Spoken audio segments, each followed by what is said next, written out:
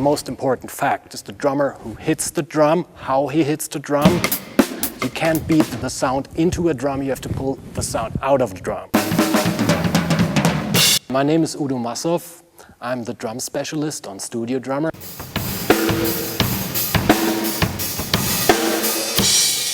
Unfortunately, most people don't know much about drum tuning, but this is really the most important aspect of a drum sound, the tuning of both heads. The Teldec studio, I think it's the biggest studio in Berlin. They have a selection of about 450 vintage microphones. Can you play the closed hi-hat right hand? On the first day, the drummers are all very enthusiastic. On the second day, they're kind of melt down. On the third day, they want to go home. Okay, let's go with the high velocity now. It's like hitting the hi-hat in different dynamic ranges. And imagine you're sitting here for 8 or 10 hours every day.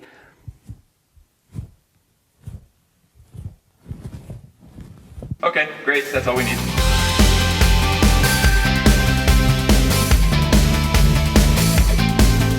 The Stadium kit is a great, monster, powerful drum kit that just beefs up any rock production.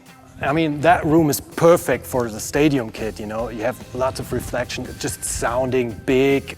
To get more attack and more focus out of the toms, I tuned the bottom heads a little higher than the top heads. Therefore, the tone kind of projects a little more and jumps out. That's the way John Barnum or all the jazz drummers actually were tuning their drums.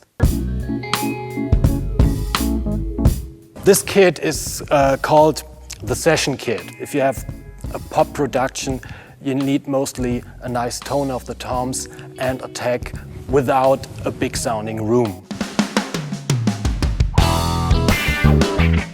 My favorite kit is the garage kit because it's just dirty, plain, right in your face. Here we go.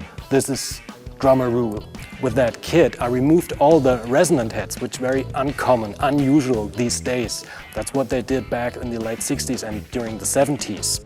I had in mind Queens of the Stone Age meet Phil Collins, because Phil Collins still to this day uses concert toms, and Phil Collins always has a thunderous, enormous, fat drum sound.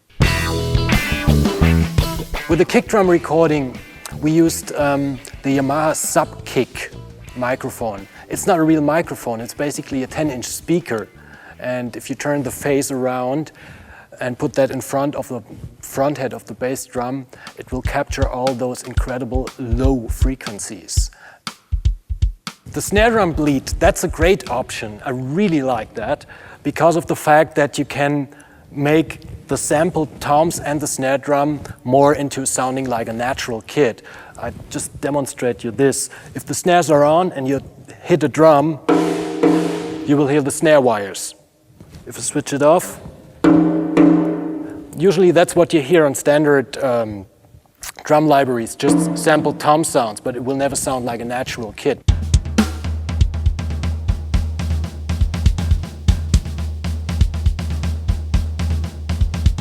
If a cymbal has been played 10, 20 years, all the dirt and dust is kind of buried into the cymbal.